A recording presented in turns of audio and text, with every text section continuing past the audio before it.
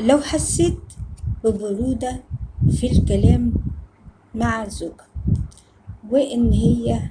دائما بتاخد الموضوع بشكل عشوائي، حاول إن أنت تكلمها بشكل تاني، إنك تقول لها بحبك،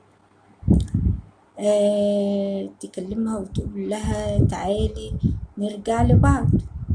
اخرجوا من الروتين الممل، سافروا، دايما تقرأوا عن سيرة النبي صلى الله عليه وسلم وزوجته. الخلاصة: الزواج الناجح مش سحر، هو اهتمام يومي، بكلمة من القلب ولمسة بإحساسك ودعاء لأهل بيتك، وأهم حاجة إنك تحافظ على قلبها زي ما هي بتحافظ عليك من أول يوم. ابدأ بخطوة بسيطة وراقب الفرق، هتلاقي الموضوع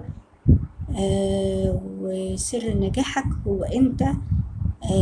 بحبك وودك لأهلك وأسرتك، بالدعاء ليهم يوميا